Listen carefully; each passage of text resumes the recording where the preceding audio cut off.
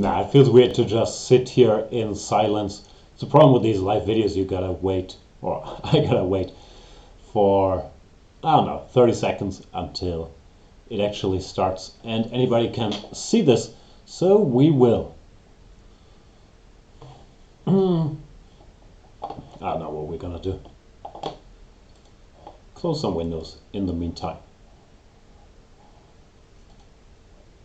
Hello everybody and welcome to Banter Blitz episode, I don't even know, 174 with Jan Gustafsson. That's me. It's been a while. We were doing live commentary for the Tata Steel Masters, and since Peter Svidler was in town, he did most of the heavy lifting, which included the Banter Blitzes on the rest days. But today, you're gonna have to bear with me drinking coffee, talking nonsense. The usual business. I'm still trying to get my head right. I just finished an interview with Anish Giri about his Tata Steel Masters experience and a lot of his games and the chess world and so on and so forth, which lasted longer than I expected. I think it's over an hour, so we're having some timing issues here, but I barely made it to this Banter Blitz, and now I feel fully ready to hopefully crush some of you. So you can challenge me to a 5-minute Blitz game if you happen to be a Chess24 premium user. If you happen to not be one, you can become one. If you use my voucher code Janistan, you get 15% off. Alright, let's get ready and play a lovely game of chess. Maybe, but just maybe, against Mr. Boromokat. Oof, he's way too strong. Normally if I pick somebody too strong for the first game, I get crushed because my mind is still drifting as... I get some sound complaints. Sorry, now it should be better. I was still in my interview setup, see? That's what you get for jumping. I hope it's better now. Should be better now. Alright, so d4, knight f6, c4 played, e6 and g3, the kryptonite of any fun-loving Vienna, Ragozin, whatever players, because now we have to play some boring Catalan or the very sharp c5 that I don't fully trust. So we'll go with good old Catalan and see where that takes us. d5, knight to f3. Yeah, this is an issue that I think everybody's had for ages. You can play d takes c4, but if white knows what he's doing, which basically means he's read one of the Avro books or create some files with his computer, it won't be that much fun. Bishop e7 sort of limits your winning chances too. Bishop b4 check, bishop d2, bishop e7 can be done, but that leads to a sort of close, slow, boring position that I'm not so fond of. So you spend normally 1 minute out of your 5 staring at this position and disliking life, and then you end up playing bishop e7 anyway. So here we are.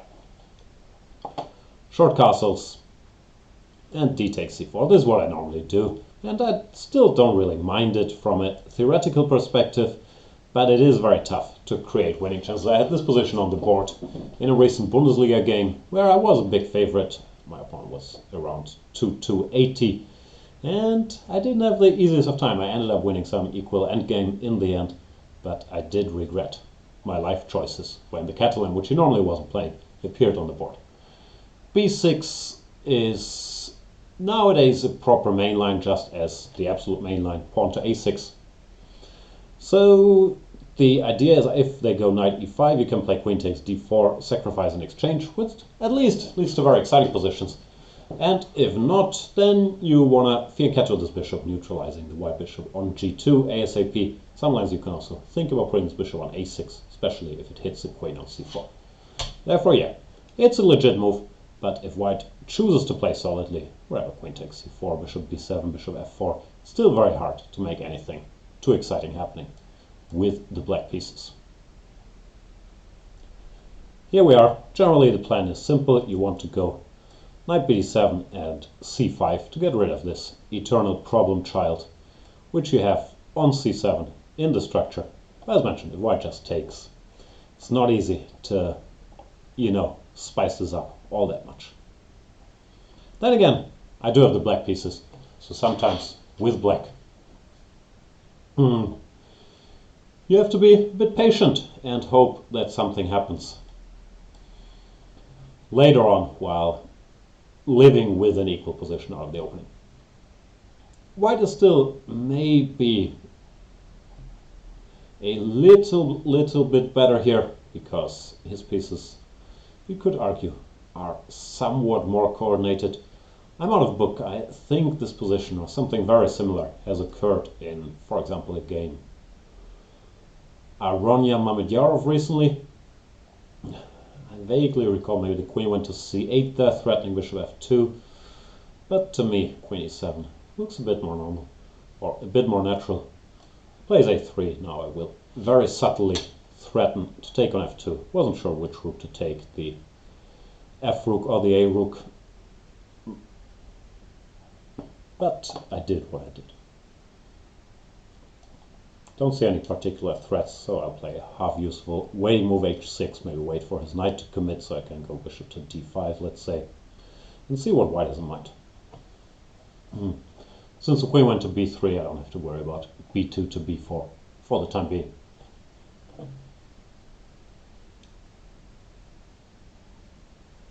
Galactic is asking, so do you think there is a bigger difference between 2200 to 2600 and 1700 to 2100? Yeah, for sure. Like, as a 2100 player, you will probably win pretty much every game against a 1700 player. But if your opponent starts being like, in my case, 2 to 80, they can play chess and they make solid moves. So you have to make something happen to win a game with black. And it's not exactly my specialty, so I'm sure there's guys that are much better than me. But I also do think like results, if you check them, would be different between, let's say, 2 to 80 and 2 6 50. I know I'm only 43, I'm exaggerating a little bit, and 1700 and 2100 for sure.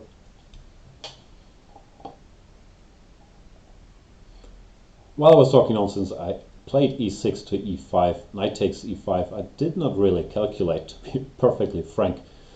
I hope it would have worked out for me after bishop takes g2, but it could very well not have. Not sure. He goes all the way back to c1. I was intending to play e4, but I'm having second thoughts about it since after knight d4 I don't really know what to do. So, anything else that looks half sensible that I could be doing? This move looks bad. I'll still play it for lack of other ideas, but I'm not a happy camper here. Feels like I'm overstretching my position for the sake of making something happen, and objectively this should have been a very flawed operation. He goes g4. Can't bluff anybody these days. g4, good move. I was sort of hoping he wouldn't play it, but looks very natural now. This knight gets access to the f5 square, and yeah, my position is bad. This whole e5 and especially e4 operation does not look like I can withstand it. So the usual, getting outplayed, and we'll have to resort to flagging, trickery, cheapos. You know how it is. Stop playing so well. It's not fair.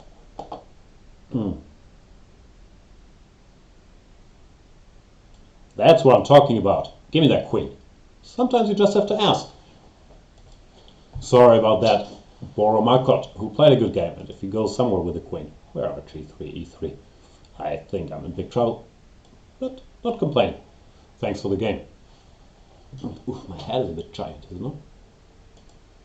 I got a haircut today. I'm finally trying to own my receding hairline.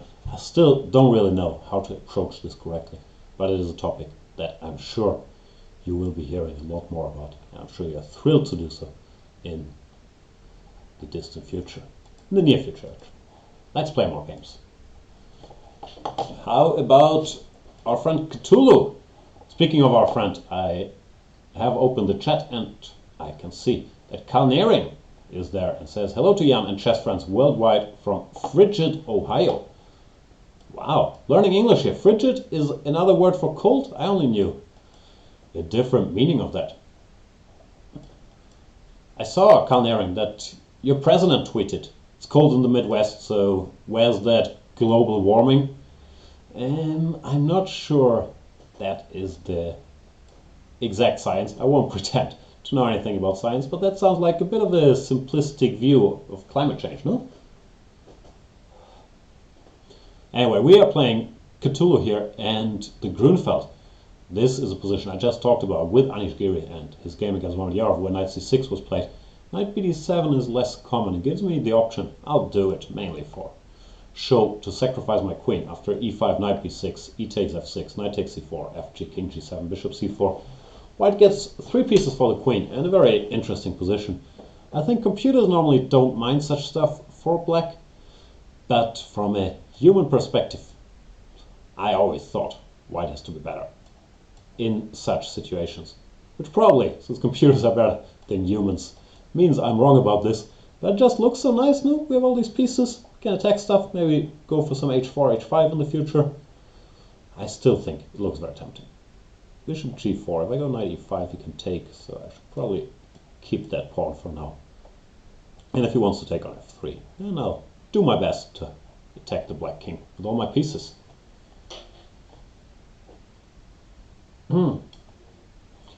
Dutch Defender says, hate c24, stream stopped yet again. I'm sorry to hear that, and yeah, not doing it on purpose. We have a new computer, so I think computer-wise we should be doing pretty well. My excuse for today is that I had 2 minutes to switch from my Giri interview setup to the Banter Blitz setup. That's why the sound was off too. But yeah, I really am trying to eliminate technical difficulties because I hate them as much as the next guy. And bishop e6, that's a daring choice because now my knight is eternal on the e5 square, or at least I hope so. Very tempted to start going for action here with h4. Yeah, too tempted. If he goes h5 he will weaken his g6 pawn, so then rook h3, rook g6, rook g3 is coming. And so yeah, this looks nice for white. Flora is asking, how will the interview be published? I think we'll just publish it on YouTube and as Chess24, as a Chess24 show very soon. I'm not sure if that means, I guess like tomorrow morning. I now send it to the tech wizards out there to eliminate technical issues. I'm never sure if I messed up the audio or some shots or something. So there will be some, hopefully, or hopefully not, hopefully it won't be needed, some post-production, but yeah, it should be out like tomorrow. And speaking of tomorrow I'm doing a live interview with no post-production, or maybe even with post-production, but tomorrow at 3:30, world champion Magnus Carlsen will be joining me to talk about, life, the world, TV shows, maybe how his Tata Steel Masters went, maybe about the running Gibraltar games, about his flourishing rap career. So yeah, don't miss that. Magnus Carlsen tomorrow, 3:30 p.m. my time. I keep messing up my time. I'll Google my time zone now. My time zone. Time zones in Germany. Are you still happy to allow cookies? For sure. Where's the time zone? This says 1? That's not what it's called. UTC plus 1. That's the one I was looking for. 3:30 UTC. What's UTC? Universal... Why does it... it's called Central European Time? How can UTC stand for Central European Time? Makes no sense to me. As for the position, I still think I'm better, but Cthulhu played a clever move with h6, not allowing me to open the king side instantly, because if I go h5, he will play g5. So I'll play f4, mainly to overprotect my knight, so he doesn't get the wrong idea with c5, he can undermine it, but also to prepare h5, when after g5 I could capture. Galacting is asking, could you do one with Fabi instead? I don't think so. So you want me to cancel Magnus and try to get Fabi for tomorrow? That's not gonna happen. I'll have to talk to Fabi as well. Fabi, if you're watching, anytime. Unless it's like in a strange time zone.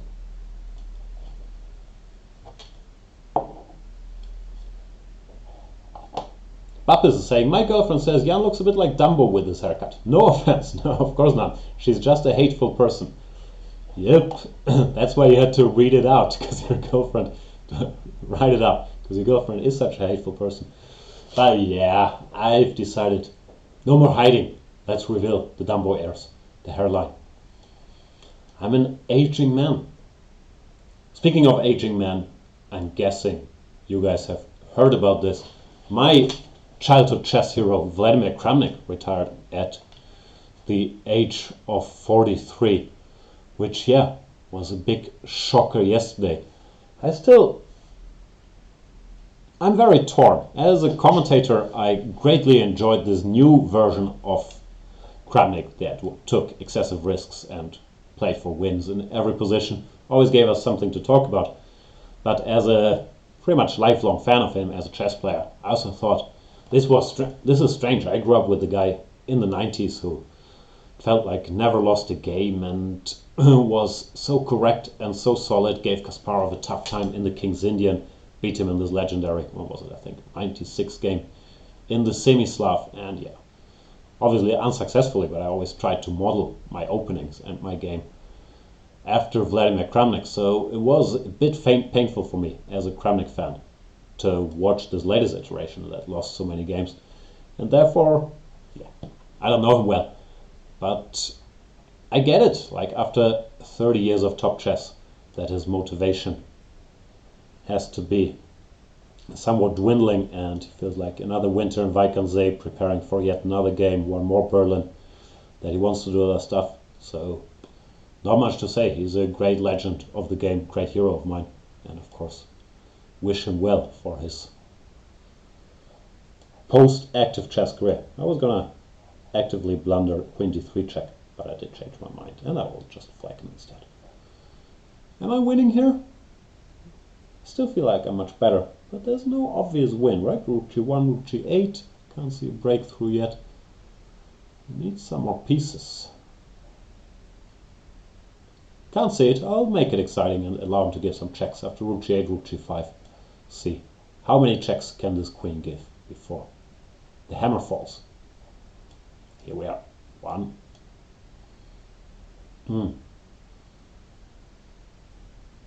2.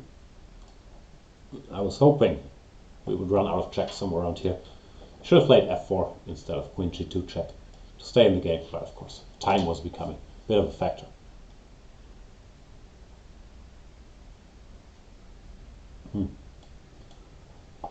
Alright, thanks for the game Cthulhu, and let us play another one.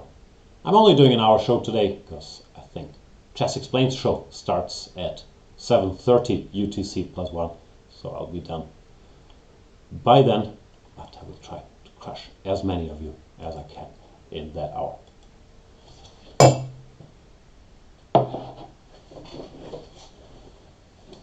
Speaking of crushing as many as you, while I'm announcing stuff, it is also 94% sure that we will do a new Banter-thon, a 72-hour Banter Blitz marathon.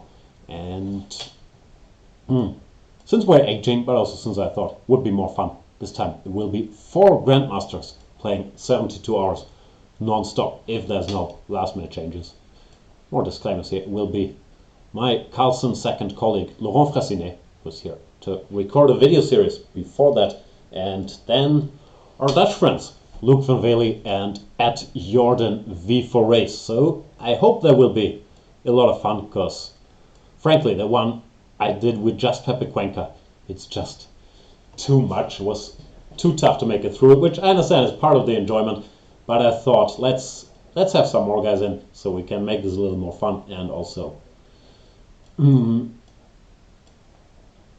Chess24 premium users get a chance to play against different grandmasters maybe. So we'll start on I don't know calendar, February 10th, probably at some point morning-ish.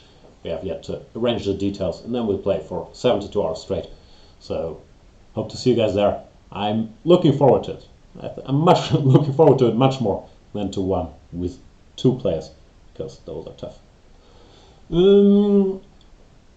What can I do here? Queen b1. I think this is still a theoretical position, but I have to admit I don't recall my good old theory after queen b1. Queen c3, queen b7 looks bad, so I guess I should take.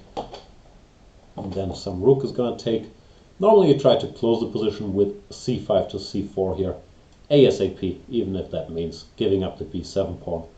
I think it's more important not to allow this bishop to spring to life and to stop d takes c5. Should find a decent move here.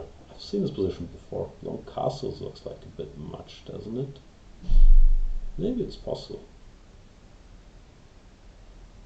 I'll do it just because I'm curious.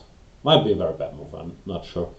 I want to fight this rook off, and I was hoping after rook fb1, which looks like the obvious move, that I can get away with bishop takes c2, something like rook to b2, bishop to a3, sort of overloading his rooks from defending each other. Let's hope I didn't miss any mates in one.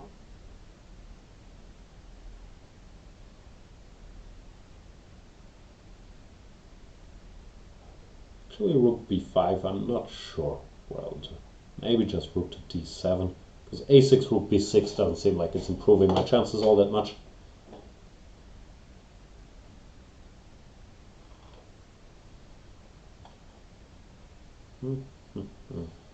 Did I run out of coffee? No.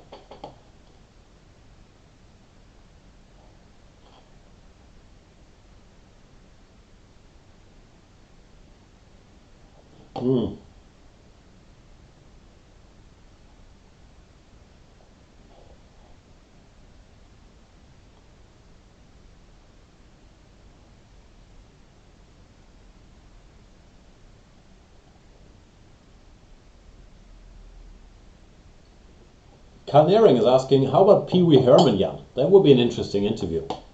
I have to confess, that's a Tim Burton movie, right? Or a Tim Burton character? I've never watched PV, how much more German can I get? Pee Wee Herman. And am I missing out? It's a beloved movie. I've never seen what's called Pee Wee's Funhouse or something, like any of the TV stuff. But the movie, I've heard good things about, so I should check it out at some point.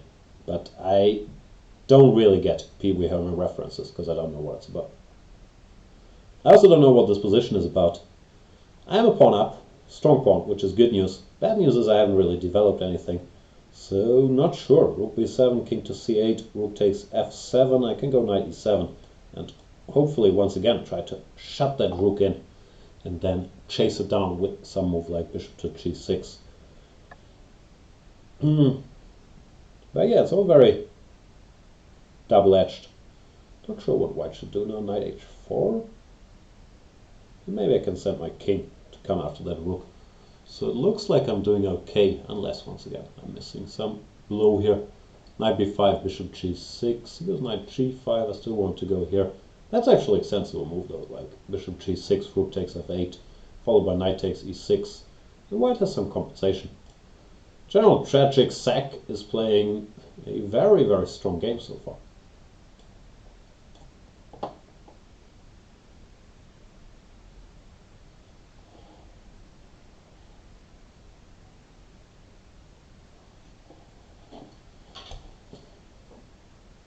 Oh, I'm also going nuts because I thought this rook did have no retreat squares, but obviously it can go to f4 or f3, which, yeah, ideally I should not miss such things.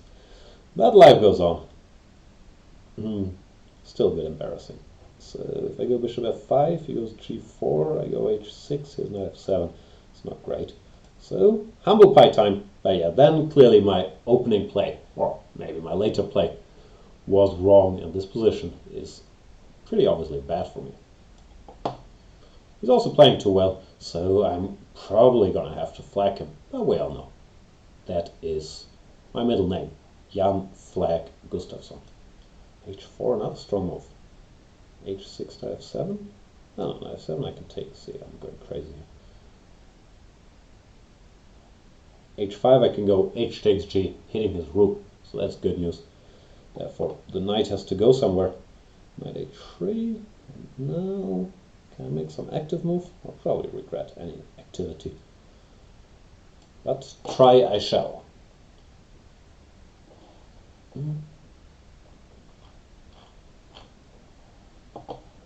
h5 also looks sensible. I'll go away. Once again, h7 or e8? Maybe h7, I'll change my mind. g4, guess I have to take.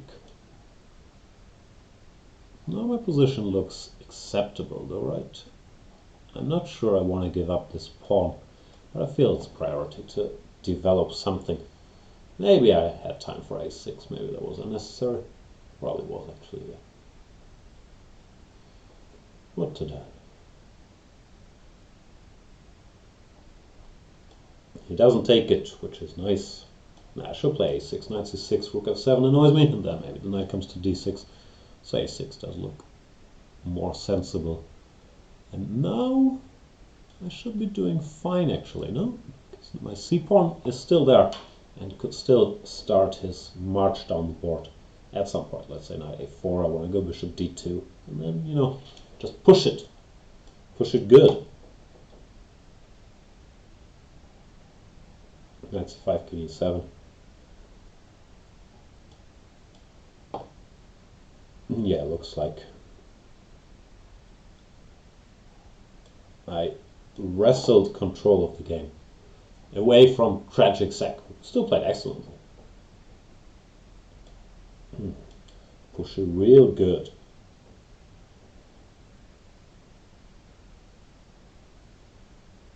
And he resigns before I can flag him. That's always upsetting. But I'll take it. Thank you for the game tragic sec.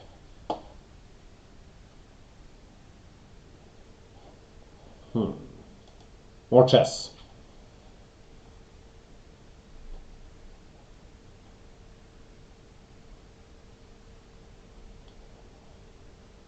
Let's play against Turbo X. Number, I didn't see the number.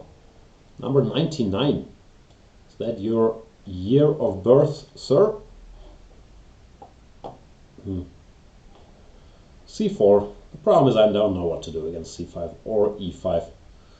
Just for the sake of gaining some experience, I play knight c3, followed by g3. Normally I play some knight f3, followed by d4, as you've probably seen in the last 18,000 Banter Blitz episodes. This position recently has become topical due to this plan that I think both Gira and Ding Liren played, b3, and then a very early bishop to a3. If he goes d6, bishop a3, it doesn't make any sense, so now I have to figure out what the guys meant after d6. Frankly, I don't know. I guess I just go bishop b2 and say, haha, you can no longer go e6 and d5. Still looks like a sensible setup for black. Should have 5. I'm a bit tempted to play e4, but I don't think it mixes very well with my bishop on b2. So what can I do? I could play d3, but that also seems a bit slow. e3, I don't like that a bishop could potentially come to d3, and knight b4 is also a bit of an issue, so I'll play knight h3 or knight f3. Nah, just play it conservatively, put the knight here. He goes queen d7. Looks like he's done this before. Tending castles, bishop to h3, I guess, which is a plan that I quite like in a somewhat similar position, where white hasn't played this b3, bishop d2. So yeah, out-prepared here by Turbo X. I quite like black's position, to be honest with you. Alright. What can I do? I guess not much. Prepare d4 maybe, before I get checkmated here by some quick h5.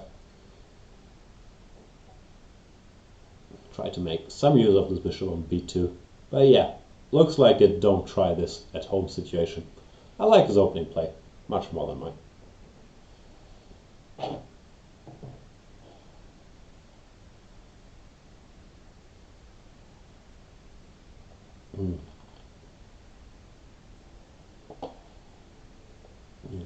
e6 played. Yeah, I should go d4. CD, I guess ED. I was a bit curious about d5 here, but maybe I can at least try to generate some initiative with some takes. Rook e1 check, knight e5, I'm not sure. And if he doesn't go d5, I can at least think of pushing d4, d5 myself. So to me d5 looks critical, and he does play it.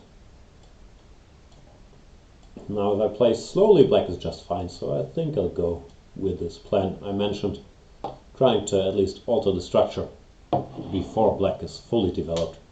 Still my pieces don't look that impressive, so I'm assuming black is fine here as well after whatever, knight takes e5 and short castles. But it looked more inviting than maintaining that structure. Alright, so what now? Queen somewhere, I guess. d3, f3. Not sure. I'll go here, rook 81, and then have a look around.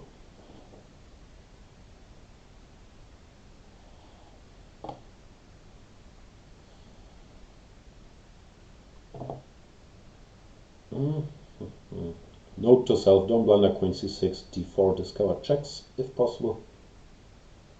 Thanks, noted.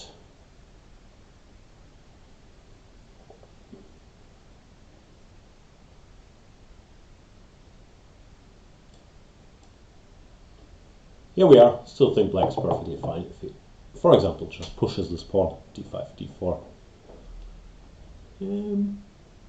I still think I'm fine as well, though I haven't committed that many crimes against chess just yet.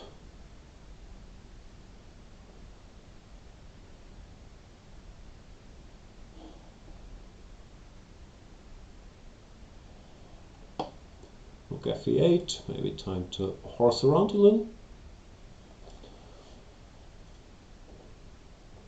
The problem is after knight f5, my knight doesn't really have any landing squares on d6 or d4. So I can either pretend knight takes a7 was the plan all along, or change tracks, because knight a7 doesn't look right. Because knight c6, I'll play f4. Now at least this square looks very inviting. I hope knight to b4 is not too much of a distraction. a6 is sort of asking for me to jump, so jump I shall. Note to self, don't blunder rook e6, rook d6, and the bishop is hanging on b2.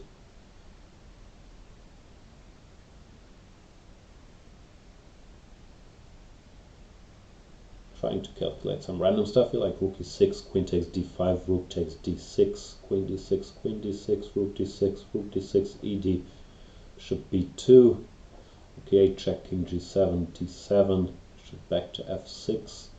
I'm not winning. Might still be possible to play like that. But no, I'm not too big a fan of that line, so I'll put my bishop somewhere, trying to figure out where. c3 or a3. Bishop c3 can go d4, I guess. Bishop d4, rook d6 again. ed, queen d6.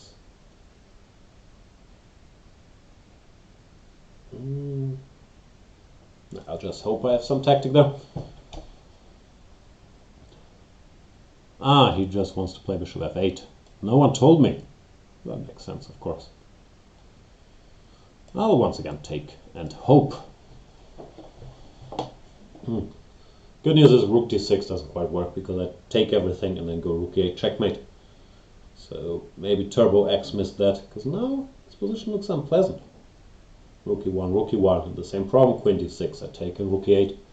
Therefore, black probably has to play on with my pawn on d6 alive, like rook d8 or some move like that. But then I should be better. And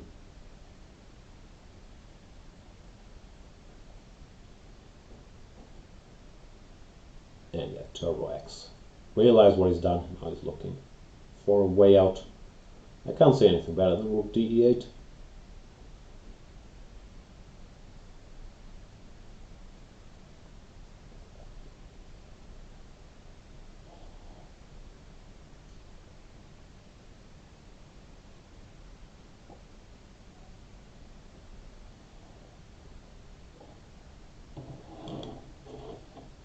Turbo X taking his time. The problem is, he keeps thinking I'm going to finish all my coffee on this very move.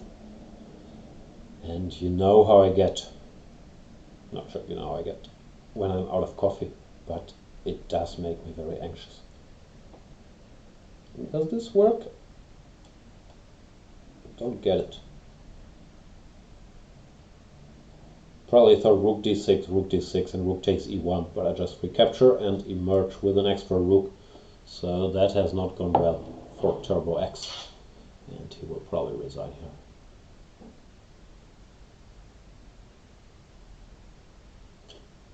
Sorry, Turbo X.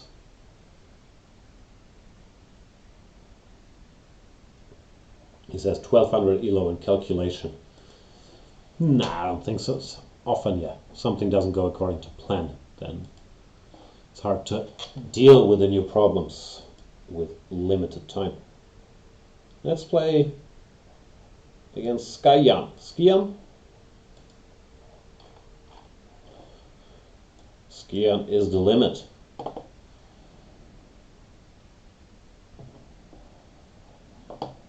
D4, knight f6. It's time for the very soft, which we've seen played in Tata Steel by Richard Rapport. It's not an aesthetically pleasing opening, to my eyes at least. Even though I understand the appeal, sometimes you're just not in the mood for whatever main line your opponent is playing. And you think, you know what?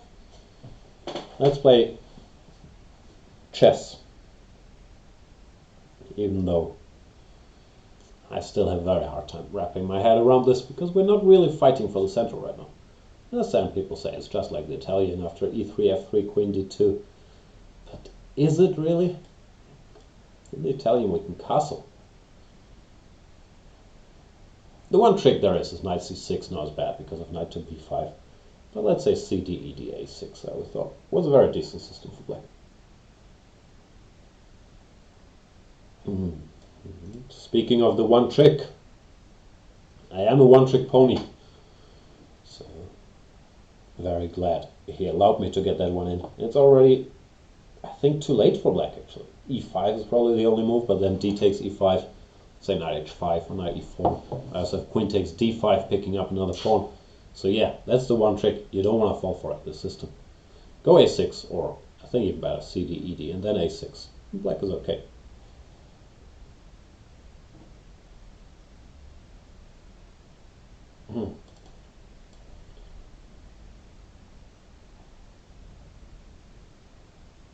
Beyond Madness, Fiedemaster saying, hey Jan, we played Mamedyarov and Kovalyov last Friday in the bar in Vaikanzai and almost won. Do you think they were serious enough for the tournament? Kovalyov won the challenges with 10 out of 13, no? So if that's him being not serious, I don't want to see what happens when he is serious. As for Mamedyarov, yeah, he had a bad tournament, so I guess his motivation dropped a little there towards the end.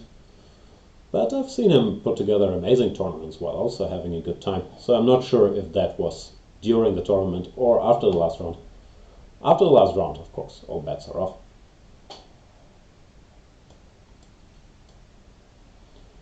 Yeah, events proceeding as I described here. Not great for black.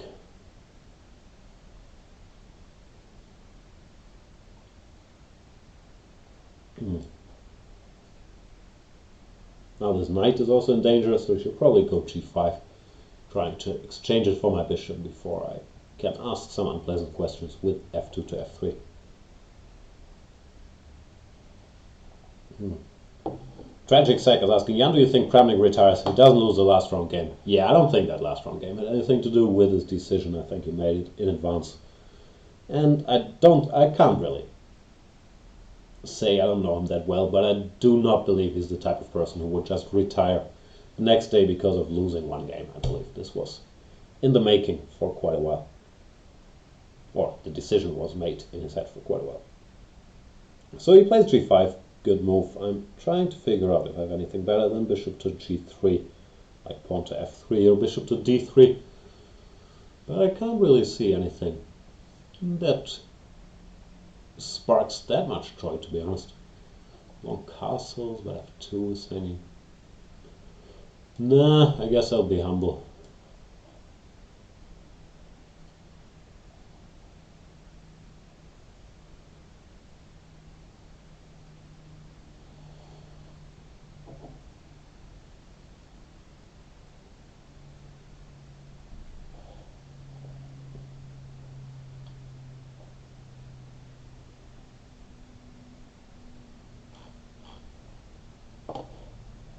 Bishop g7.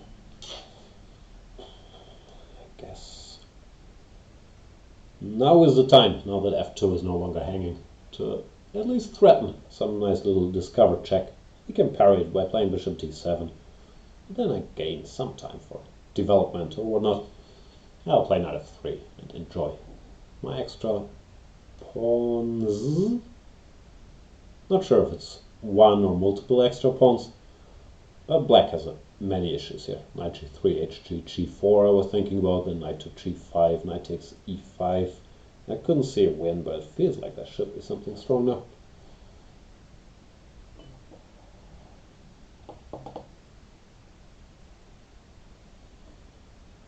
He goes rook e8, fair enough. Fair enough, 9-11. No, it's Fahrenheit.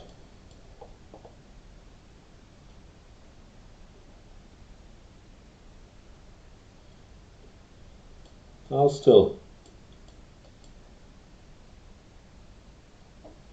try to keep my extra pawn, or my 2 extra pawns, by any means necessary. Bishop f6, ef.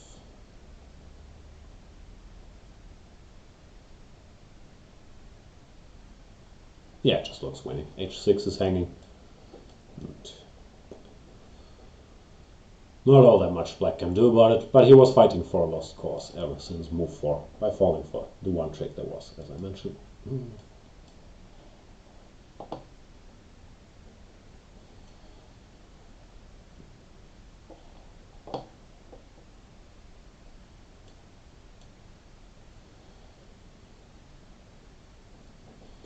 Yeah, this is over. Just too many pawns.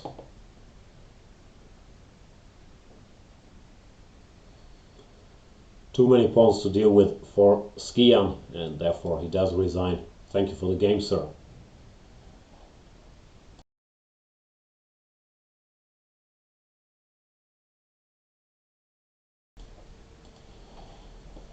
Oh, we're doing basketball comparisons in the chat.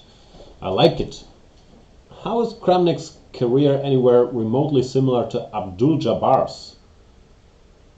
I don't know. Abdul-Jabbar, he probably played till 42 maybe? Kramnik played till 43. So I guess it's not an exact comparison, because in chess you can keep going for a little longer and all that.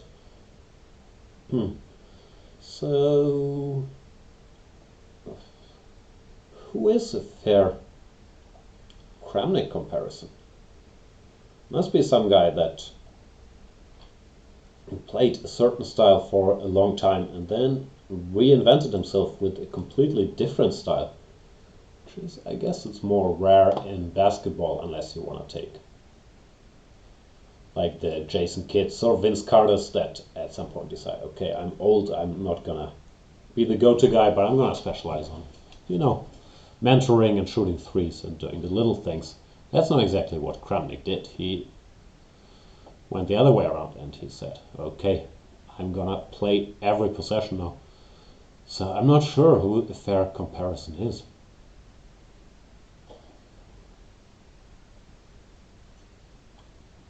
If he comes back, we could say it's a Michael Jordan situation, but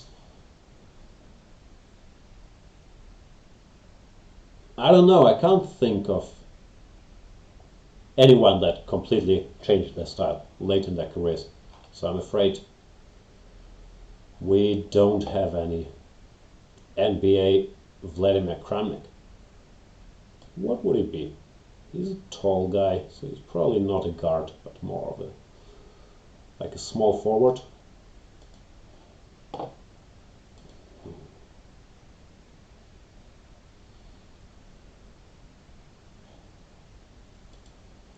Some Scottie Pippen, who was always great, but was sort of in Michael's / Kasparov's shadow, and then he decided to get his own team and had a whole different career where he was getting more shots. Not sure. That's the best I can think of. Ferdinand is asking, Kramnik taller than Jordan? I think they're very similar height. Jordan was what, 198? 2 meters? 202? I don't know, I always get confused with these feet things. He was what, 6'5", 6'6"? I think 6'6". I guess Kramnik is very similar. He's somewhat taller than me. I'm 193. I would thought he must be like 198 maybe, so I guess Jordan is a bit taller. But Jordan is not that tall for NBA standards, while Kramnik is very, very tall for chess player standards. So in a chess player game, he will probably be a center. Kramnik, Peter Heine Nielsen, Sebastian Siebrecht would be the obvious chess centers. What's this line? E4, knight a6, a4, knight a6. I went e4, which looks logical. Bishop c4, e6. I'm sure I've seen this position before, but do not recall the details. Can I go here? Not sure if allowing this is a good idea. But it does open the g file for my rook, and similar positions normally are quite playable for white. Well, if he doesn't take on f3, I can jump to e5. So it looks like a playable move at the very least.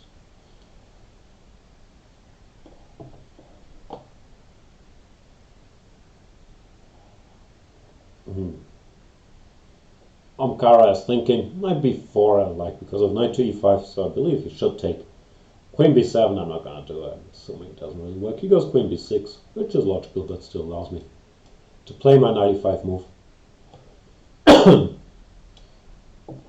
Queens get off the board, but I'll still think that I should at least be a little better here, because this bishop is somewhat lost in space, and I won't exchange it. I will try to harass it and force a concession from black by going g4, h4, and if he goes h6, then I can exchange and take the pawn on e6. If he doesn't go h6, of course, I just want to grab it.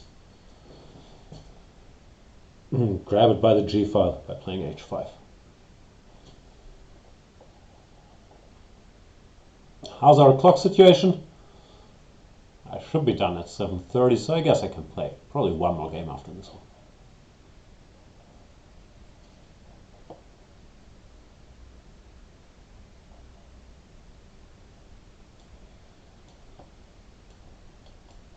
Here we are. I managed to take my pawn. King h7. Do I keep my foot on the gas here and play h5 or g5? G5 I don't like, knight h5 and f3 is hanging. Not sure. I think I'll take a timeout, so after knight b4 I don't have to think about knight c2 check. You could make a case and maybe be right that the king is better on e2. But long castles also look safe enough. And without queens, maybe I should be, but I'm not that worried about getting checkmated here. Throw in a little e5 just to ask the knight where it plans to spend the rest of his career. b4 I can just go ef6, so knight e8 uncoordinates his rooks, and oh, I miscalculated. I have to admit I was playing knight b5, rook f3, bishop d5, but I missed rook c8 check. I'll still do it, but that was not exactly the plan. Rook c8 I can go king d2, so it's not a blunder. But maybe allowed him a bit too much play, even though my position still looks pretty overwhelming. He sacrificed the exchange indeed. I'm not sure if he missed rook c8 or he thought after king d2. It's bad news anyway, which it could very well be. The rook is saying bishop b7, threatened and so on. But yeah, here I didn't see any present danger.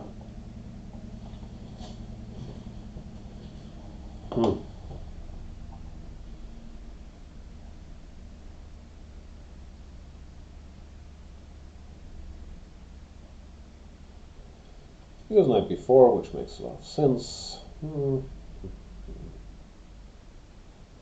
I like to play rook d1, but I don't want to blunder. Knight d3 check. So I guess I just... Nah, I don't like returning. I don't know what to do.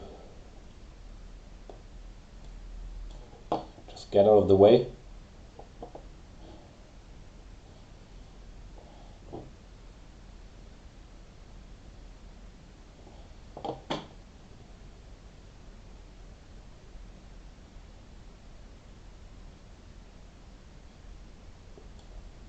Omkara doing his best to fight back here, but my material advantage should normally tell eventually. I guess I'll try a5, a4, but the pawn is not coming very far. Knight c7. Thought e4 was a good square now. Always good to keep this distance of 4 squares, so the knight can't easily jump anywhere. And yeah, hard for black to improve his position further. Well, I can get back to collecting stuff with h4, h5, for example.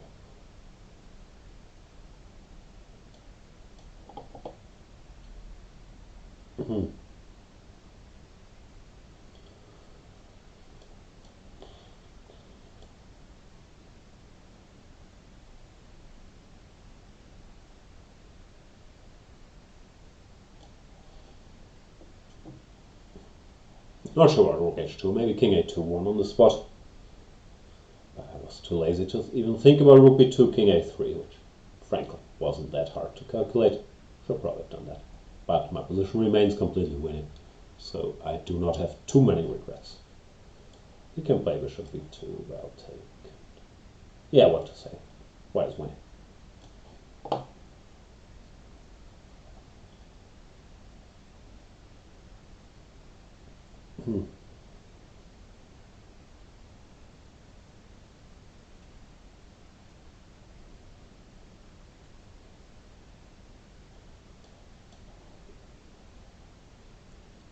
The end is near. Let's threaten a check.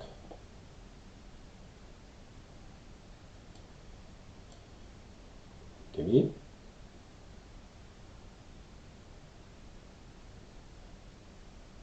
Not much to hope for here.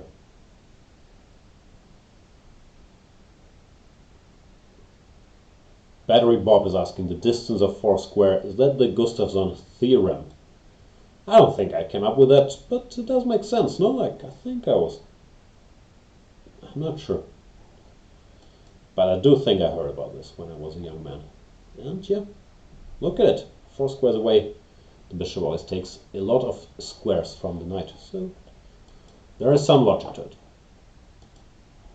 Alright, last game for today. Let's play against Jamal.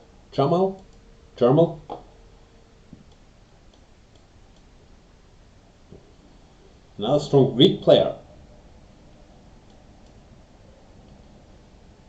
I'll do my usual business. Show e7. I would hope I'm an expert in this system by now, but there are some surprises looming here. He plays b6. What did Karana play? He played every move. Queen a4, and queen b3, cd, bishop d3. I don't get this queen a4 move. I'll just play normal moves. Galactic is saying it's distant 3 though. Yeah, I've heard that argument before. For me, they are 4 squares away from each other. I'm aware there's 3 squares between them.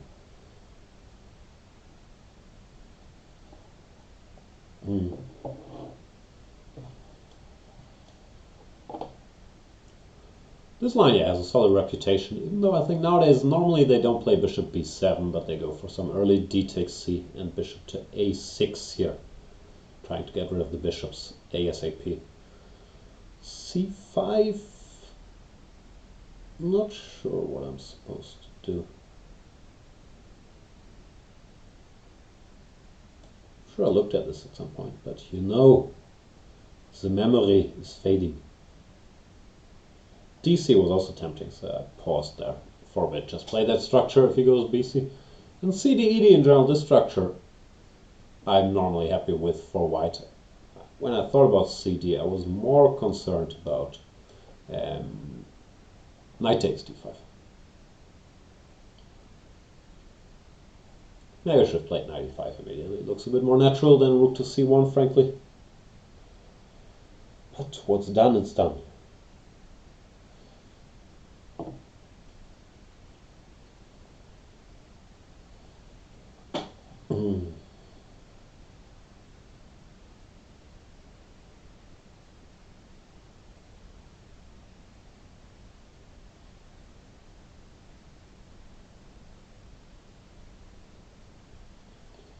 Jamal taking his time, he goes to a6.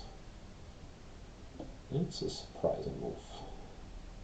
Very tempted to play knight b5. Just trying to clamp down on this guy. Because normally when they play knight a6, they want to go knight c7, knight e6. I'm trying to figure out what happens after knight b5, knight b4. Should be one, say a6. Do I achieve anything? Maybe not.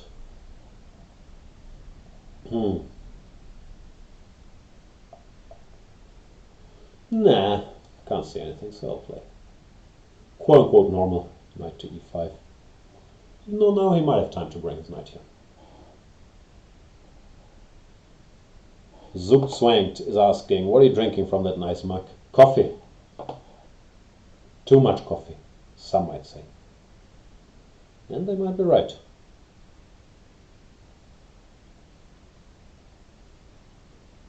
I have a feeling I've mildly misplayed this. Not that my position is bad or anything, but I could probably have done better.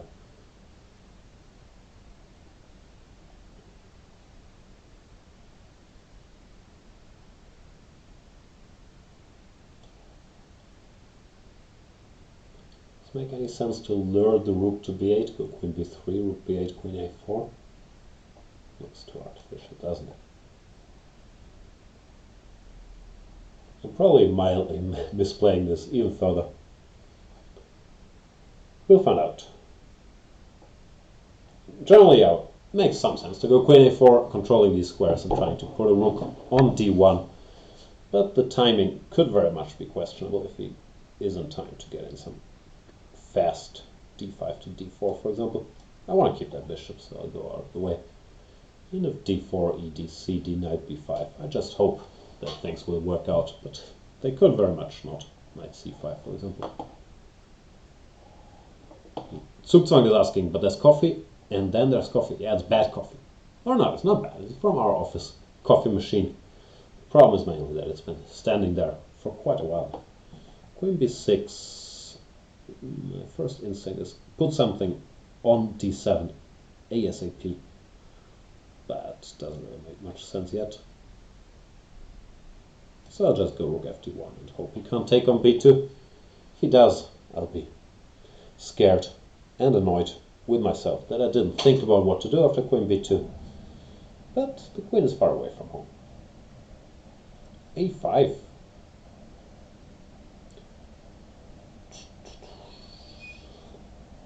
I have a feeling this game might not make it into the textbooks about how to handle the so-called hanging pawns, but I still do feel that I'm somewhat better here. a6. Do we go e4 or do I not? Knight c6 looks tempting. Yeah.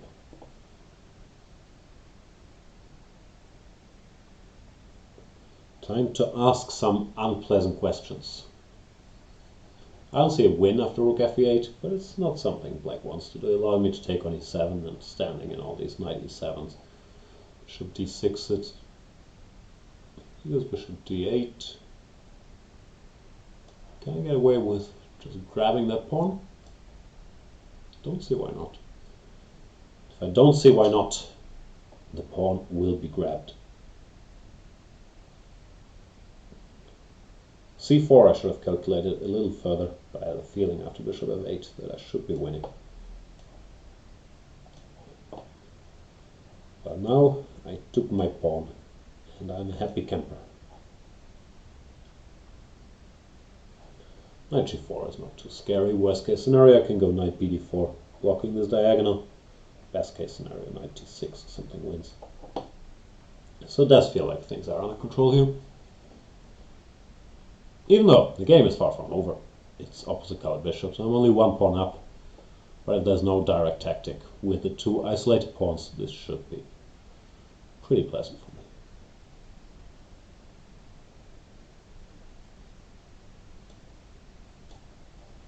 Not sure if h3 is useful or necessary, but I never have to worry about knight g4. Maybe g4 could be an option, and I make a look for my kings. How bad could it be?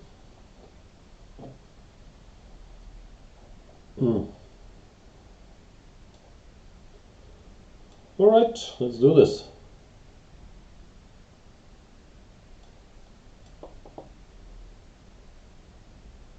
King g2 should always be a useful move in such structures. Just getting out of the diagonal. Covering some more squares. Is it the time to cash in? Maybe it's time. And the point was if rook takes c1 at knight takes e6. Sicher Schach.